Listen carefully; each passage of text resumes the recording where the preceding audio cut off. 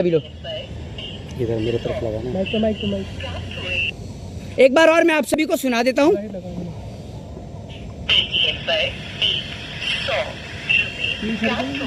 ये इसका अर्थ ये है, इसका मतलब ये है कि जैसे ही देश की मीडिया जो है उन्हों का मतलब पूरा कॉन्ट्रैक्ट है या फिर सरकार से जो उनकी दलाली है वो खत्म हो जाती है ना, तो सही लाइन पे आ जाती है एजुकेशन, हेल्थ और डेवलपमेंट पे। लेकिन जैसे ही ये पेटीएम वाला मैसेज सुनती है और वापस से अपनी जगह पे आ जाती है। इस देश के अंदर जिस तरीके से मंदिर और मस्जिद के नाम का प्रोपोगेंडा चल रहा है, मैं आपसे पूछना चाहता हूँ, क्या आप लोग, आप तमाम मीडिया के लोग, जो आप लोगों के माध्यम से मैं नेशनल चैनल को ये बात कह रहा हूं, जो लोगों ने भगवान को इतना ऐसा बना दिया है कि भगवान क्या इतने छोटे हैं कि भगवान आपको ऐसे ही कहीं भी मिल जाएंगे। जब अर्जुन को भगवान श्री कृष्ण के दर्शन करने थे, तब भगवान श्री कृष्ण ने अर्जुन को दिव्य दृष्टि दी थी, तब जाके वो भगवान के दर्शन करके आए थे। ये लोग जो इस तरीके से देश का माहौल खराब कर रहे हैं, इस देश के अंदर हिंदू और मुसलमान के नाम पर जो राजनीति कर रहे हैं, वो पूरा देश देख रहा है। क्या इस देश के अंदर मंदिर और मस्जिद के ही मसले बचे हैं और कोई मुद्दा नहीं है? और दूसरी बात ये कि आप बात करते हैं लाल किले की, आप बात करते हैं ताजमहल की, आप बात करते हैं कुतुब मीनार की। अरे भैया, लाल किला तो 500 के नोट पे भी छपा हुआ है, वहां से भी मिटा देंगे क्या?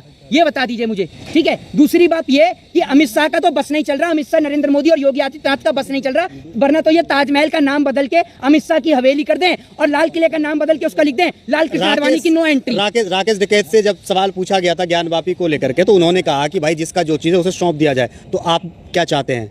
मैं इस देश के अंदर स्कूल, एजुकेशन, हेल्थ और डेवलपमेंट चाहता हूं। आप जैसे पत्रकारों की तरह नहीं सिर्फ हिंदू और मुसलमान के नाम पर मैं इस देश में दंगा चाहता हूं। मेरे को सिर्फ इस देश में अमन, चैन और शांति चाहिए। ये देश के अंदर जो मुद्दे निकल कर आ रहे हैं, लाल किले के, ताजमहल के, कुतुब मीनार के, अरे भैया, इन लोगों ने इतना देश का माहौल खराब कर दिया है कि ये जो मैंने आपसे बात कही है ना, ये कभी भी ताजमहल का नाम बदल के अमित शाह की हवेली कर सकते हैं और लाल किले का नाम बदल के लिख देंगे लाल कृष्ण आडवाणी की नो एंट्री, ये भी कर सकते हैं कभी भी। वीडियो से तो साबित हो रहा है। क्या साबित हो रहा है? कि वो शिवलिंग ही है, कभी वहाँ पे मंदिर ही था। आप एक बात मुझे बताइए, सुनिए जनाब जाहिद शेख, मेरी बात को सुनिए, ठीक है। आप जिस तरीके का प्रोपोगेंडा फैलाते हैं ना, मैं अच्छी तरीके से जानता हूं। ये अपनी टीआरपी के लिए ये कहना चाहते हैं, ये अपनी टीआरपी बटोरने के लिए इनके कहने का मकसद ये है, इन जैसे पत्रकारों का, सीधा खुलेआम कहता हूं, इनका काम है सिर्फ हिंदू और मुसलमान करना, ठीक है ना। आपको अगर वीडियोग्राफी के माध्यम से इतना ही पता चलता है और आपको इतना ही नजर आ रहा है कि वहां पर शिवलिंग है, तो जाके चार्जशीट लगाइए कोर्ट में। कोर्ट ने अब तक फैसला क्यों नहीं दिया? आप जैसे पत्रकारों को देखकर या आपकी नजर को देख के कोर्ट फैसला देगा कि वहां पर शिवलिंग है या फवारा है? आपको ज्यादा एक मिनट, तो वीडियो लीक हुआ है, आप एक बात मुझे बताइए, वीडियो लीक तो जब पेपर लीक होता है तब नहीं देखती आप, हैं? आप आज देख रही हैं, आप कह रही हैं इस बात के लिए कि वहां पर शिवलिंग है, और अगर आप इतने ही दावे के साथ कह रहे हैं तो आप साबित कर रहे हैं कि वो फव्वारा ही है। मैंने तो ये भी बात कही नहीं है। मैं तो ये बात कह रहा हूँ कि क्या आप भगवान को इतना छोटा मानते हैं? क्या भगवान इतने छोटे हैं कि भगवान कहीं भी किसी भी जगह मिल जाएंगे? आपने धर्म का मजाक बना रखा है, आपने धर्म का मजाक बना रखा है। आप जैसे चंद पत्रकार इस देश के अंदर देश का स्वार्थ खराब कर रहे हैं, देश का माहौल खराब कर रहे हैं। भगवान कोई ऐसी चीज नहीं है कि जो भगवान आपको हर जगह मिल जाएंगे। भगवान आपको ऐसे ही नहीं मिल जाएंगे, ऐसे ही नहीं दिख जाएंगे। भगवान को ढूंढने के लिए आपके पास आप कर्म होने चाहिए। भगवान के लिए आपके कर्म है इतने अच्छे। भगवान को तो ढूंढा जा रहा है। अरे भगवान को ढूंढने की जरूरत क्या है? ये भगवान श्री कृष्ण के बारे में आप जानते हैं? भगवान श्री कृष्ण क्या कहते हैं? सुनिए जरा, मैं आपको बताता हूं कि भगवान श्री कृष्ण जो है वो कहते हैं कि पार्थ, वो अपने शिष्य से कहते हैं कि हे पार्थ, मैं कभी जन्मा नहीं, मैं कभी अमर, सुनिए मैं बताता हूँ, श्री कृष्ण कहते हैं कि मैं कभी जन्मा नहीं, मैं अमर हूँ। पार्थ, मैं ही सबसे पहले हूँ और मैं ही सबके बाद हूँ। मतलब ना तो मैं कभी जन्मा हूँ और ना ही कभी मेरा विनाश हुआ है, मैं अमर हूँ और मैं हमेशा सबके साथ हूँ। ये भगवान श्री कृष्ण का कहना है। भगवान श्री कृष्ण ये भी कहते हैं कि नर ही नारायण है। कोई भी हिंदू धर्म का व्यक्ति, मथुरा में सुन लीजिए, मैं तमाम हिंदू संगठनों को खुली चुनौती देता हूँ, चेतावनी देता हूँ कि अगर आपके अंदर दम है और आप हिंदू हैं और सच्चे हिंदू हैं, तो कश्मीर मोहित शर्मा भी जा रहे हैं, आप भी कश्मीर चलिए। हमारे कश्मीरी भाई बैठे हुए हैं, कश्मीरी पंडित बैठे हैं, जिन्होंने पलायन करने तक की धमकी सरकार को दे दी है कि अगर हमारे को सुरक्षा नहीं दी गई तो हम पलायन करेंगे। आपने पूछा, चुप रहिए, पहले मेरे सवाल, पहले मुझे आप सवाल पूरा करने देंगे? पहले आप मुझे सवाल का जवाब पूरा करने देंगे या चिल्लाती रहेंगे आप 24 घंटे? एक बात आप मुझे बताइए, आपने ये तो पूछ लिया कि ज्ञानवापी मस्जिद के अंदर शिवलिंग है या ज्ञानवापी मस्जिद के अंदर फवारा है। मैं आपसे एक बात पूछना चाहता हूँ, वहां मंदिर बन गया, कुतुब मीनार पे मंदिर बन गया, लाल किले पे मंदिर बन गया, ताजमहल पे मंदिर बन गया, मान लीजिए सब जगह मंदिर बन गया। मंदिर में पूजा करने के लिए हिंदुओं की तो जरूरत होगी या नहीं होगी? होगी या नहीं होगी? जाहिद शेख, आपसे पूछ रहा हूँ, जो आप बता रहे थे कि वहां पर वो फवारा है या फिर शिवलिंग है, आप बता रहे थे ना कि वो शिवलिंग दिख रही है, जरूरत होगी नहीं होगी? होगी ना। तो आज हिंदू सुरक्षित है क्या इस देश के अंदर? हिंदू कभी कश्मीर में मर रहा है, कभी इस देश के अंदर हिंदुओं की बेटी के साथ बलात्कार हो रहे हैं। सुरक्षित नहीं है, बाकी तो सुरक्षित हैं। बाकी सुरक्षित हैं, तो वो जो कश्मीर में बैठे हुए हैं आपको नजर नहीं आते, आंख से अंधे हैं आप हैं, या फिर आपके भी अकाउंट में पेटीएम से कुछ चंदा आ गया है, आप आंख से अंधे हैं? अपनी आंख का जो सुरमा है, सुरमे को हटाइए और मौजूदा दौर में आइए और उस पर देखिए, ठीक है ना। वहां अक्षय कुमार की फिल्मों पर, मिथुन चक्रवर्ती की फिल्मों पे मत जाइए। मिथुन चक्रवर्ती तो लापता हो गए, इसके तो गुमशुदा की तलाश के फोटो लगाओ, पोस्टर लगाओ। अनुपम खेर जो दुर्दशा बता रहे थे, मेरे को तो रोना आ जाता है, मेरे को बड़ी तकलीफ है। भारतीय जनता पार्टी के नेता, मेरी आंख से आंसू आ रहे हैं कश्मीरी पंडितों की दुर्दशा देखे। आज कहाँ मर गए, आज कौन से बिल में घुस गए? आज आओ ना, आज तो हकीकत में कश्मीरी पंडितों के साथ दुर्व्यवहार हो रहा है, सबके सामने हो रहा है, इसलिए चुप हो। एक आतंकवादी से बदला लिया जाएगा। अच्छा जी, ये भाजपा सरकार का कहना है। एक आतंकवादी से बदला लिया, जो इस देश के गद्दार है उसको जेल में डाला जाएगा, जो इस देश में आतंक फैला रहा है उससे बदला लिया जाएगा। अच्छा, तो डीएसपी देविंदर सिंह कहाँ है? अभी डीएसपी देविंदर सिंह कहाँ है? बलात्कारी कुलदीप सिंह सेंगर कहाँ है? सब पे कार्रवाई हो रही है, सब पे कार्रवाई हो रही है। बिल्कुल। देश के गृह मंत्री तो तड़ीपार हैं, उन पे कार्रवाई हुई या नहीं हुई?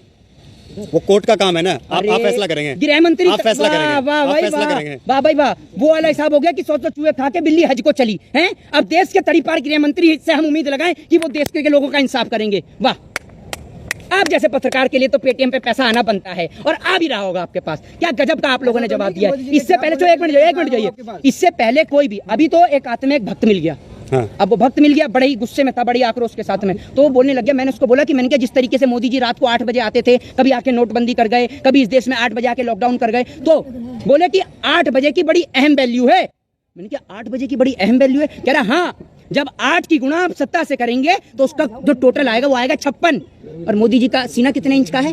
56 इंच का है। 56 इंच का। देश की गरीब जनता भूख से मर रही है, उसका बेचारे का सीना देख रहे हैं, बिल्कुल पेट से चिपक पड़ा है। लेकिन प्रधानमंत्री जी का सीना 56 इंच का। ये पहले फकीर हैं जिनका सीना 56 इंच का है, क्योंकि ये फकीर मशरूम खाता है। ये फकीर 10 लाख का सूट पहनता है, इसलिए इसका सीना 56 इंच का है। और उसके बाद दूसरे नंबर का 56 इंच का सीना देश की गोदी मीडिया के पत्रकार का है, जो कल तक शिफ्ट में चला करते थे, ओला उबर और कैब बुक किया करते थे, आज वो ऑडी, मर्सिडीज, लैम्बोर्गिनी, फरारी और जगुआर में चल रहे हैं। लेकिन इनके घर पर पूरे देश को पता है, नाम बताने की जरूरत नहीं। पत्रकार के पास पूरे देश के कह दिया आपने। सुन लीजिए, मुझे पता है। पत्रकार आपके सामने बस कह दिया। अरे आपके कहने से बताऊंगा क्या?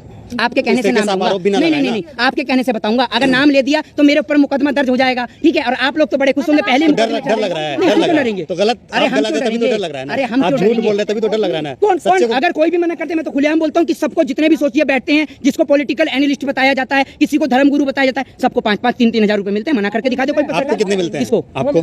मैं तो आपको इंटरव्यू दे रहा हूँ, आप कितने देके जाते हैं? मोदी के खिलाफ बोलने कितने? अरे आप कितने देके जाते हैं ये बता दीजिए। आपको आप कितने देके जाते हैं? आपकी औकात है देने की? अरे आपकी औकात है देने की? आपको सत्ता पक्ष की तरफ से कितना पैसा मिलता है ये बताइए। आप बताएं ना। अरे आप बताइए ना, आपने मेरे को बोला ना, तो आप बताइए। तो आप कैसे बोल सकते हैं? आप किसी को कोई कैसे आरोप लगा सकते हैं?